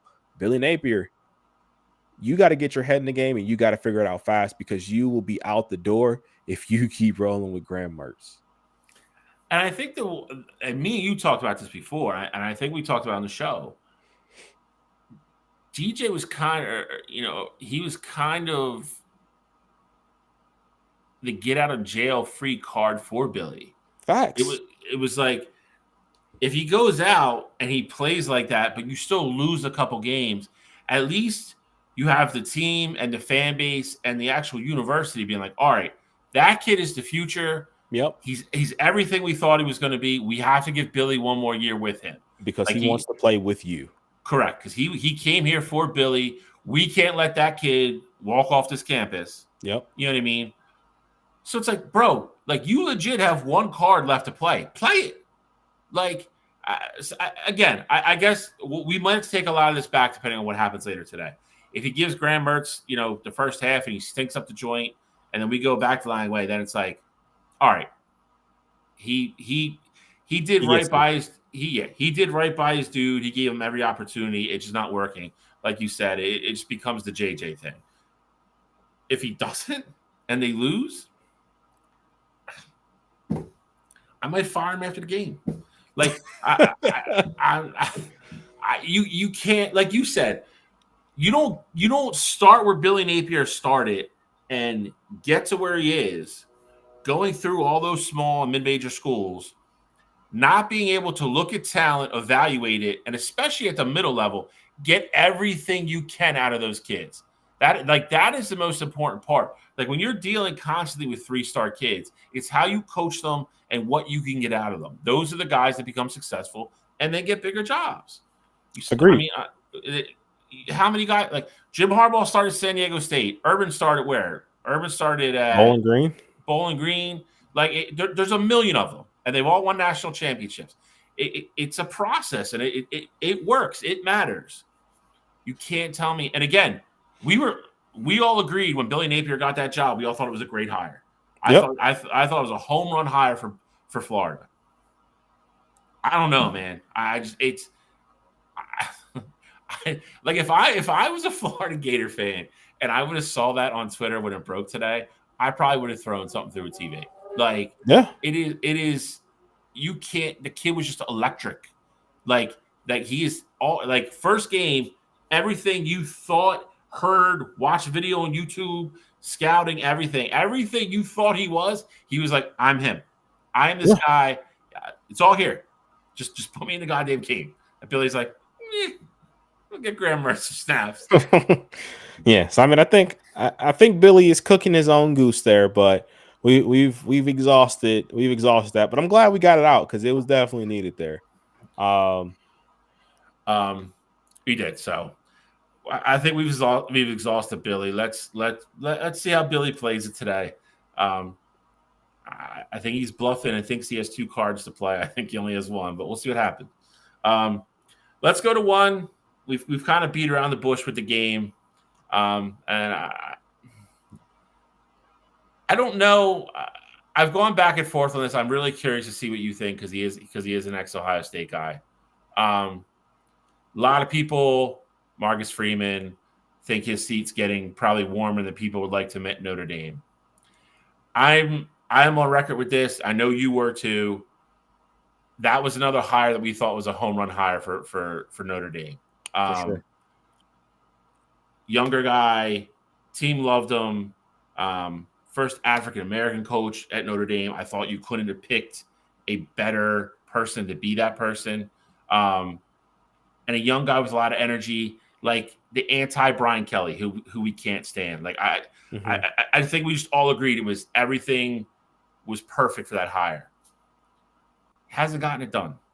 And I know it's tough sometimes with, he kind of went from being really, like, not even really a coordinator to leading one of the biggest, most well-respected programs in the country. Yeah. With a demanding fan base. Their fan base is no different than Michigan's, Ohio State's. Like, they play the proper Catholic role, but, like, you get Notre Dame fans away from all that stuff, like, they freak out like everybody else does. And they have an enormous fan base. High pressure job.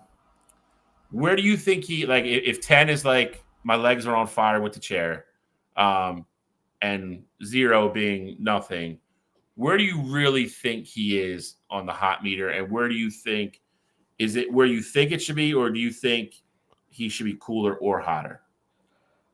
So I think that he's probably somewhere in the middle.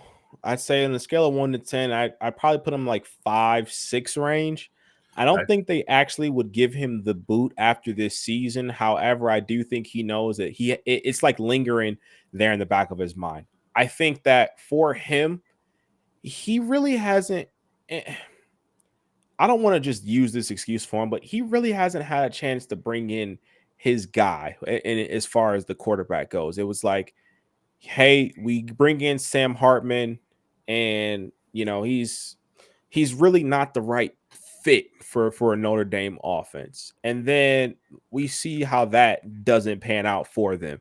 And then the following year, well, this year they have Riley Leonard there, and it's like, okay, well, this guy fits a little bit better with how his style of play is, but he's still not a Notre Dame caliber quarterback, from what we've seen in the past. Like he can't hold bootstraps to a guy like Brady Quinn, just Right. from a college standpoint. So I think you have to give Marcus a shot to, and again, a lot of this is going to fall on his shoulders to bring in this guy, but he's got to bring in a 4-star quarterback commit. He's got to bring in, potentially a 5-star quarterback commit that are his guys. You can't just bank on bringing in, 4th, 5th year seniors from these smaller Power 5 schools and expect that to be your, end all be all. We've seen at all of these big time programs, whether it be Ohio State, Michigan, Alabama, Georgia.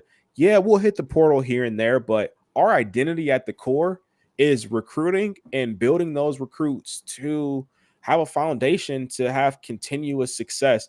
And I don't think Marcus Freeman has had the opportunity to do that yet at Notre Dame, to bring his own classes in, to develop those guys, things like that. I think they have individual talent, but there hasn't been a point yet in the Marcus Freeman era, these short 2 years, where it's just like, all right, hey, these guys 2-3 years from now, they're gonna be it. So I know they have Jack Carr there, which is Lloyd Carr's grandson from Michigan, which is ironic. I think he is kind of the next kid in waiting. I think he's probably the starter next year. I think what's hurting Marcus is this, though. He doesn't have a marquee win yet. And I think that's hurting him. He had Ohio State in the ropes last year. Game lost in the final seconds. He doesn't have that big win yet, where I think a lot of the people that are on the fence with him will be like, can this kid win the big game, or did we just hire another Brian Kelly? Like, I agree with you. I don't think, unless they fold here, which I don't think they're going to do. That defense is too good for them to fold. But I don't think he gets fired at the end of this year no matter what. That being said, though, if they don't make the playoffs somehow this year, then I do think next year kind of becomes do or die for him. Yeah. I think he would really be up against it at that point. They're not paying him a ton because it is his first head coaching job, and Notre Dame Notre Dame has money. Let's just be honest. So I think 5 or 6 is probably appropriate. I think other people would probably tell you it's a 7 or 8. I don't think it is. But I think 5 or 6 is probably where he should be. Again, if he can turn it around, there's a lot of people that are worried about the Purdue game later tonight.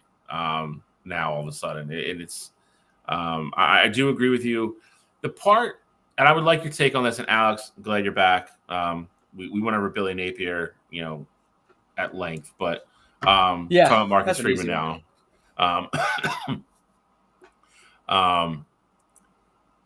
I think you kind of touched on it, but it was something that I always thought in the back of my head with the Hartman thing, with the Riley Leonard thing. I feel like there's somebody else making those decisions for him, if that makes sense. Like, I feel like those guys are almost kind of being forced on him to bring them in the portal. Just my thought. No, I agree with you. And just real quick, I just don't know if we don't know what Marcus Freeman's identity is. So like we don't know if this is a guy who wants to air it out. We don't know if this guy who wants to ground and pound and just run the ball into the dirt. Like we don't know that. I know Notre Dame has been that, but we don't really know what he wants to do. So I mean, you might be right there. But Alex, would love to hear what you got to say about this. Here's the thing. I kind of like what Bill said about being forced into these quarterbacks. Obviously, Sam Hartman felt like the right move. Experienced guy, not a lot of exposure, going to Notre Dame. It felt like the right move. And then they brought in Riley Leonard. Okay. Good, had a really good year, got injured, has a lot of upside. But kind of, and I hate, Gene, if you're watching, I never give you props, but I'll give you props now when he says, like, marry the quarterback to the coach. You know what I mean? Like, he didn't recruit these guys and coach these guys up. You know what I mean? Like, these guys have already been developed. These guys have already been, there's in schemes for their entire careers, then come in for 1 year, learn a whole new scheme. Then the next year he has to start over and teach a whole new scheme to somebody else. Like, he needs to recruit a quarterback and have someone long-term instead of going 1 year. That's kind of also what kind of concerns me about Oregon, but that's not the topic we're on right now. But it's going to be hard for them to keep Marcus Freeman around when there are bigger names out there, like Urban Meyer, for example, who have said how Notre Dame is his dream job. I guarantee he wouldn't be as expensive as some people think, especially after all the BS he's kind of been through over the last few years. So, I mean, I think after this year, Marcus Freeman might not be at Notre Dame either. You were out of your mind if you think Urban Meyer's taking a pay cut. No, I agree. I've heard this on multiple places already. So I'm not saying that he won't. I'm not saying he won't go to Notre Dame. I'm saying that if they bring him to Notre Dame, you are out of your mind if it's going to be cheap. Yeah. He said it's his dream job. So dream jobs come with a little bit of a pay cut. Not that much. I think he won a championship at his dream job, though. Yeah, if I'm being honest. All right, let's hit on two more real quick. Mike Norvell seems like the world is just crumbling around him at this point. Another kind of iffy game today against Memphis. I'll just go hypothetical. They lose to Memphis at home tonight. Does he get fired? Tonight or this season? Tonight. He doesn't even get to go home before he's fired. No, he's not allowed back in the complex. Again, I think for me, this is similar to Marcus Freeman, not fully, but he had Jordan Travis last year, and then not even saying like that was his guy, but clearly Jordan ran the offense exactly how he wanted to. This year, he went the portal route, and the quarterback has not made sense for him whatsoever. So I do think this is another guy who's going to get a chance to bring in his guy, and they're going to say, hey, maybe this portal stuff isn't for us in terms of finding a quarterback. So I think they give him another year. I don't think he gets the boot necessarily this year, but I think his seat gets significantly warmer at the end of this year. I think right now it's probably like a 3 or a 4, but I think at the end of this season, it's going to be like a 7 going into the year. I don't think if they lose tonight, I don't think he gets fired until the week before the bye week. I think let me see. I forgot when their bye week is, but I don't think they fire him if they lose right away if they lose tonight. But if they lose tonight, he's definitely not going to be the coach next year. That's affirmative. I mean, I look at it this way: if you're saying the loss tonight means he's not the coach next year, why wait? Why wait? Because you already have a shit roster right now with a shit quarterback. And I said, yeah, you got an interim. What, you're going to have an interim coach the rest of the way? I guess that's the way to go. Does it matter at this point? Yeah, I mean, I guess you're right. I mean, like I said, the committee has already shown that they respect the players more than the coach in Florida State's situation.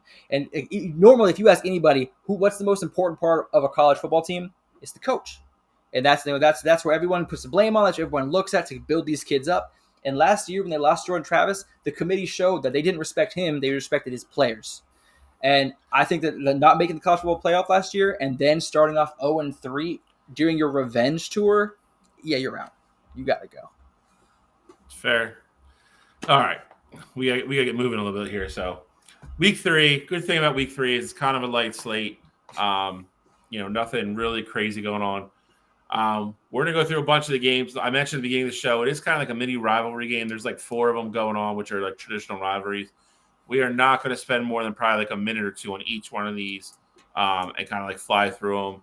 Then we'll get to pick them and Eliminator and close the show. So not really any games we got to spend a ton of time on. So we're going to kind of rapid fire here. All the stuff we talked about already is kind of the stuff we wanted to spend our time on with you guys this morning. So that being said, we're going to hop into previews.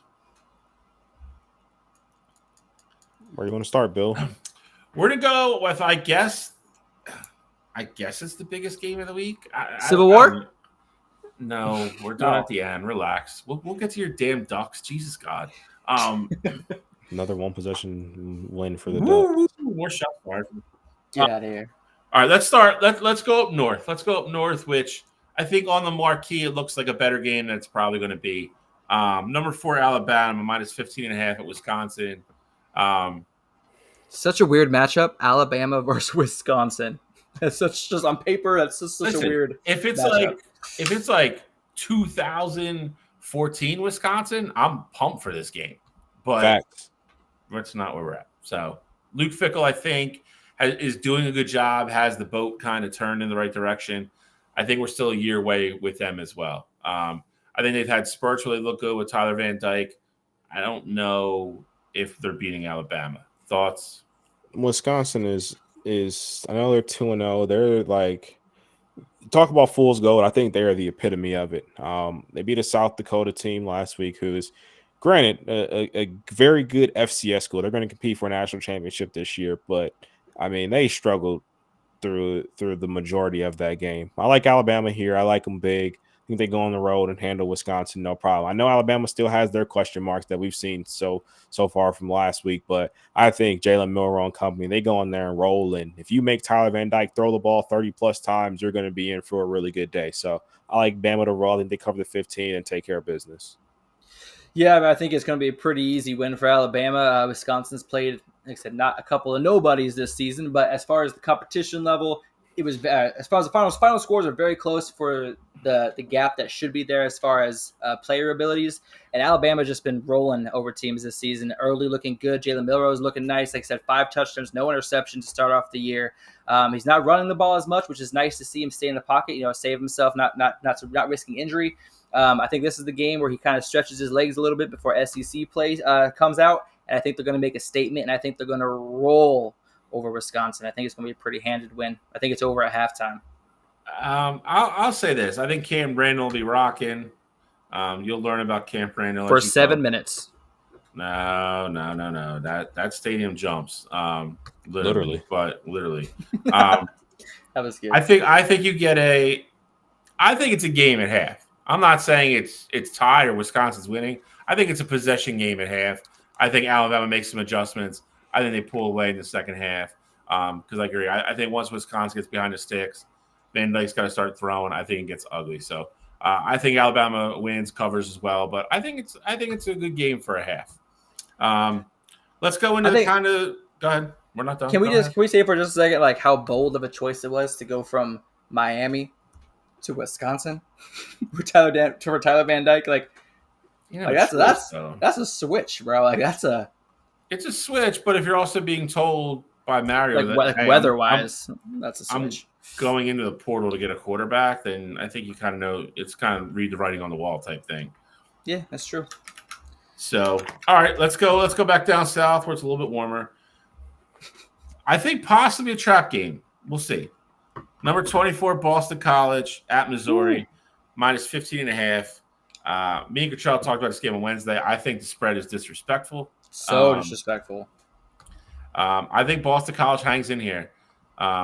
Eventually, I think Missouri maybe wins by 10 on a late field goal to kind of put it to bed. Bill O'Brien will have that team ready to play. I'm not putting all my eggs in one basket of Boston College because they beat, Florida State or whatever. But Bill O'Brien's a great college football coach. Say what you want about him at the pro level or anything else, but great college football coach. I think all those kids are ready to play. I think they can run the ball against Missouri's defense, who has struggled already this year, and kind of control the clock and not let that offense on the field a ton. I like Missouri to win. I don't think they cover. That's me. I'm with you. I'll just go quick here because talk about on wire to wire. I think I think Missouri also wins. I don't think they cover. I think it's 2-possession game. I can see winning by 10, maybe 13. But I think the spread is very disrespectful. And I think Boston College will have this as a game the entire way. I think Bill O'Brien is a really good college coach. You saw what he could do while he was at Penn State. And I think he's already bringing that same energy to a Boston College team that has some talent on it. So I think they'll be ready to go. And I'm using this game in my pick'em section, so I'm not going to get too much into it. But I have talked a lot about Thomas Castellanos and his ability with his legs as well as his arm.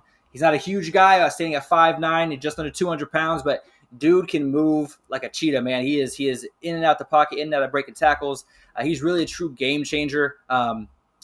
Behind, you said, in the pocket, he's a game changer, and I think he's going to be the difference whether they win or lose this game, depending on how well he plays. But like I said, I'm picking this game, so I won't give any too much details. All right. Let's go these next two real quick. What do we got next? We're gonna go Texas A&M at Florida, -3.5. When you were away, we kind of talked about the whole Graham Mertz thing. So I think A&M is going to go and win this game, and I think a lot of it's going to be because I think Graham Mertz is going to play more than he should. I think if Langaway was starting this game, I would probably like Florida more, maybe not to win, but at least stay in it. I think Connor Wigman has kind of a bounce-back game against a Florida defense. It's not great. I think he'll be more comfortable than what we saw against Notre Dame. I am picking this game, but I think it's a competitive football game. I'm also picking it. Oh, you're picking it as well? Okay. Well, I'll keep this short and sweet. This game is, in my mind, already over. I think after the false start against Notre Dame for Texas A&M, Connor Wigman's going to have his arm ready to go, rocking. Like I said, I think if they were starting DJ Lagway, I would have liked to see what that matchup would have looked like, because honestly, you change the whole look at the way I look at this game changes completely. Like I said, I like Texas A&M to roll. I like them getting it done on the ground. As last week they had a lot of success with Le'Veon Moss. But that's kind of what I want to see with him. Is I want to see Texas A&M, get their run game fluid. I want to see them at their defense clamp down on Florida's outside receivers. And Graham Mertz, he's not gonna do anything when it actually matters. So I think that Texas A&M rolls. I think this is probably a 3-possession game, if I'm being honest. I know they're playing in Florida. I know it's a rivalry game, but I don't think that this Florida team – I think DJ Lagway is in the game after halftime. I will double down on that. I know I'm picking it, but I'll let you guys know early, give you the little appetizer here. I love A&M, and I like them big. I think by the time that they throw Lagway in there, it's going to be too late, and you're going to see it. And you're going to – as a Florida fan, you're going to be saying, damn. If this kid would have played the entire game, maybe we would have had a shot. But he's going to be playing catch up and playing from behind, and it's going to be too much for him to overcome. But I'm with you, Alex. I like A&M, and I like them big. All righty. Last one, Colorado at Colorado State. Kind of became a heated rivalry after last year, if you remember that game. That game was actually on a night. That game was the same weekend I was in Ann Arbor. I remember staying up and watching it. Liz trying to sleep. I remember we were all texting. It was chaos. Travis got hurt that game. Yep. Yeah, the cheap shot. That's right. Do we get a replay this year? Does Colorado go in, and handle business, or does Colorado State get the revenge? Depends how the team responded to all the chaos after last week's game. With Shedeur really throwing his offensive line to the wolves. How many times did Raiola get touched? You know what I mean? Like, you don't say that. Like, you can say that to your boys in the locker room, like, what the hell, guys? Protect me. I got to make something happen. But to the media? And then how is the team going to take him walking off with 2 minutes left? Like, not even hanging around to shake hands, just bouncing. Not even, like, hanging out with his, like, being there for his family. I mean, like, he's just – there's too many egos, and I think that the egos on the team are going to affect the non-ego players a little bit more, too much this week. I think there's going to be some issues at practice. I haven't heard anything, but like I said, for me, if one of my teammates was like that, I would have something to say, because that's not being a team player. And I think that that chaos creates a way for Colorado State to win this game, especially because Colorado's on the road. Like I said, Shiloh, he broke his arm, right? So he's out. So we're starting a new guy at cornerback. The Colorado Buffaloes can still not find anything going on the ground. I mean, I think this is a Colorado State game all the way. I know that everyone's picking Colorado right now, 7.5 point spread. I think that's a pretty easy one for Colorado State to handle. So if they can just run the ball, control the clock, and eliminate penalties, that's not hard to ask. I think Colorado State can win this game. I think it is close, but I think they can pull it out. Joe? I think this game is tight. I mean, based on what we saw last year, I think it's going to be the exact same thing. If I'm being 100% honest with you, I think the difference maker is the best player in the entire game. That's Travis Hunter. I think Colorado's going to find a way to keep it simple, and I think he's got a point to prove. Like, this was the game last year that took me out. This is the game where I have to, make my presence felt.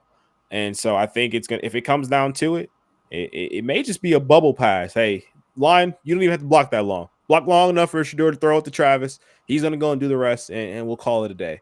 Like, I can definitely see it going that route. I like Colorado here, winning by 3-2-1 walk-off field goal. I love Colorado State to cover. I don't know what else more to say. If Colorado State won the game, I wouldn't be surprised at all. I think this game is tight, literally until the very end. But at the end of the day, I think Travis Hunter makes his presence felt, and he's the reason why Colorado wins the football game. Hold on, Bill. 1 second. See, what you said their game plan should be, you know it, I know it, Bill knows it, Colorado State sure as hell knows it, and they're going to be ready for it. They saw how big of a game changer he is. He's the only player that had any positivity for the Colorado offense last week, 10 catches, 110 yards. They know he's their focal point. I think Colorado State's going to be able to eliminate him. Like I said, they're going to get him the ball. I know that. I think they're going to hold him under 100 yards, and I don't think he scores this game. Well, Nebraska knew it too, and North Dakota State knew it too, and we see what he's done the past 2 weeks. I mean, it's no secret. It's not like Travis Hunter just bursted on the scene out of nowhere. We know the ball's going to him, but can you stop it is the question. I'm going to go out on a limb here. Just a gut feeling. I think Colorado covers. Don't know why. Just to Bill, under 50 rushing yards for the Buffaloes. Under. Unless they give Travis a jet sweep and he goes 50 plus. True. All right. Real quick, because we got to get Eliminator. We got to get to pick them. We got 12 minutes to go. Yeah. So, listen. 4 rivalry games. We're going to go through these quick. I just need to know who wins. I'll let Alex go for a minute or so in the Civil War because I know it's his game, but we're going to do that one last. So, here we go. Backyard brawl. West Virginia -2.5 at Pittsburgh.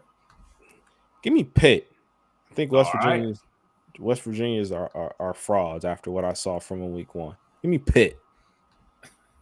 Alex.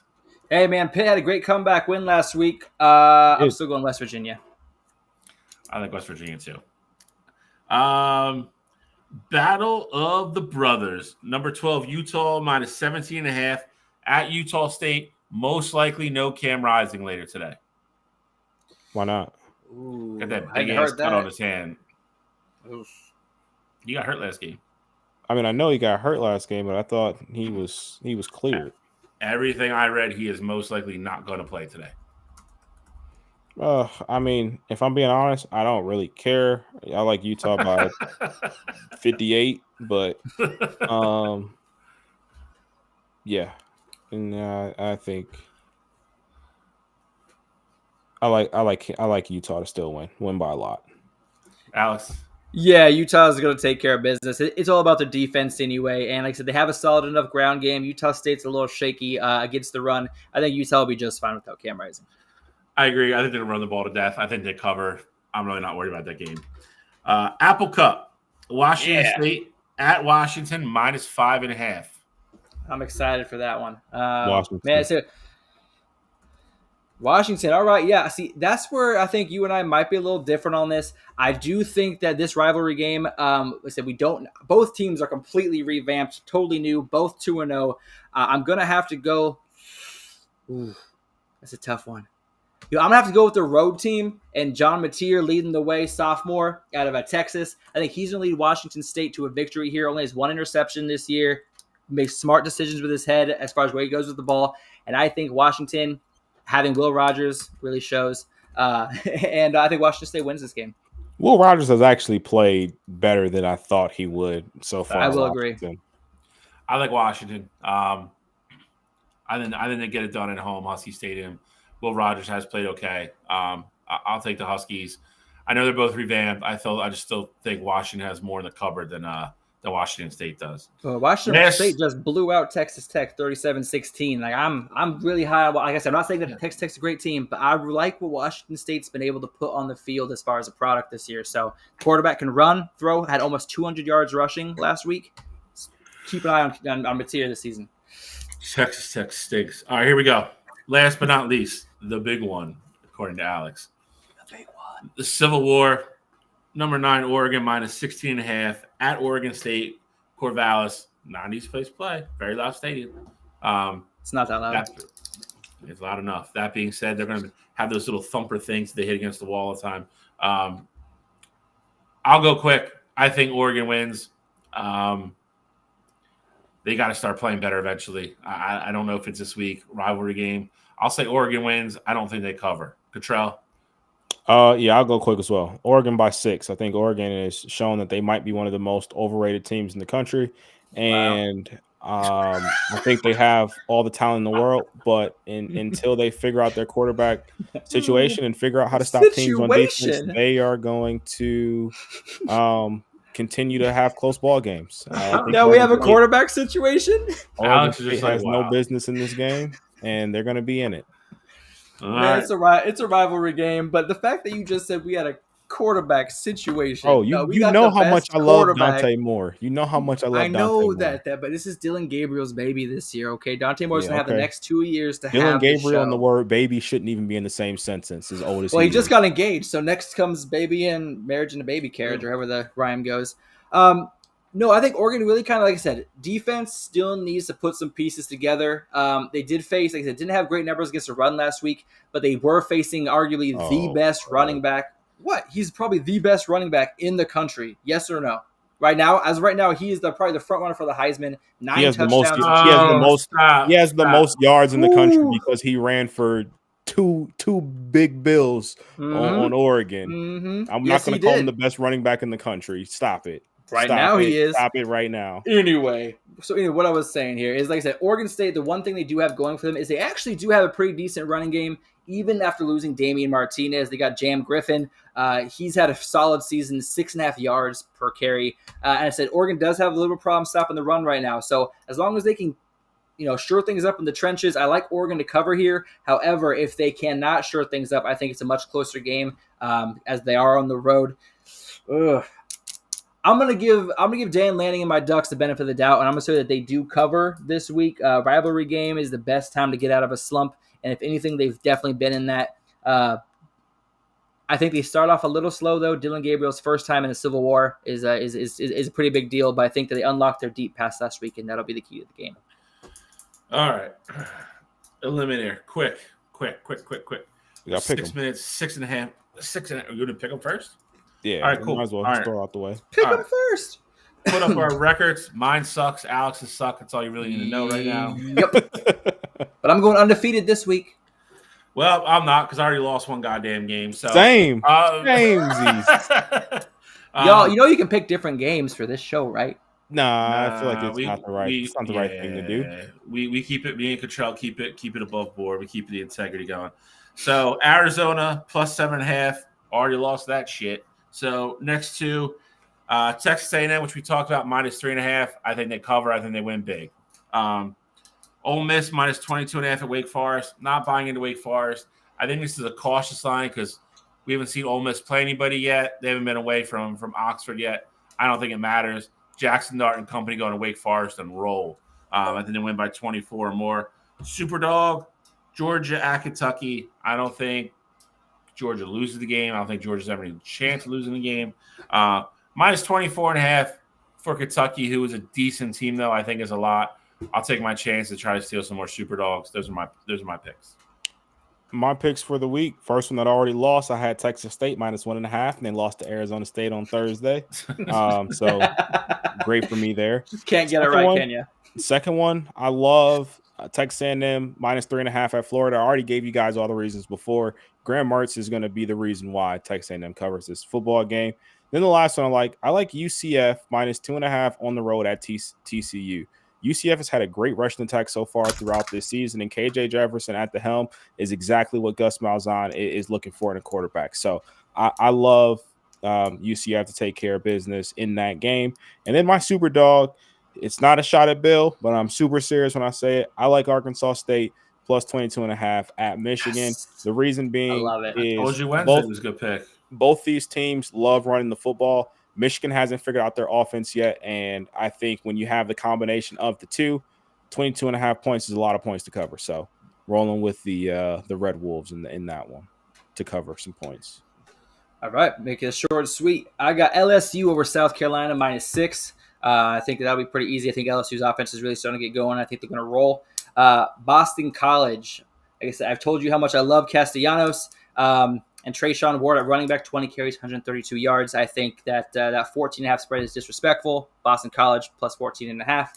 I picked the same game as Cottrell here, Michigan versus Arkansas State. However, it's not my super dog. I'm picking Michigan to win by more than 22.5. I think this is the game where they put their offensive scheme together. I think things start to click this week. I think maybe they figure out a quarterback, and Jake Tuttle, if he gets that start, I think he could be the guy that goes the rest of the season. But I think their offense clicks this week. They're gonna pull all the stops out, and they're gonna cover that 22.5. And then for my super dog, Oklahoma State almost lost to Arkansas last week. It took a huge comeback for them to pull that off in overtime. This week, I think Tulsa's 18.5 seems a little bit steep. The Oklahoma State starts off slow. I'm going Tulsa plus 18.5 for my super dog. You and Gene with the Michigan picks this week. I like it. I'm gonna tell you the same thing I told Gene. You're an idiot. I didn't even see. I didn't even see you guys. I turned it off for your guys' college show. I know you do every week. Yeah. I called Gene the idiot in the middle of his picking it too. Look, bro. I'm just saying. I got a feeling. Christ, I'm 1-6 already. All right, here we go. Eliminator when we close the show here. Yes, the Florida State tombstone is in. I love it. It came out. Notre Dame's getting life flighted out. Yeah, you can't really see them too well up there. My bad. But they're up there. Listen, the season's not over yet. It's not, but I said this, and it's funny because we talked about this before the beginning of the year. This year, more than anything, I think bad losses hurt you. And that is, I promise you, even if they make the playoff, they will have the worst loss of any team in the playoff. I think that loss automatically will eliminate them from hosting a game. I really do.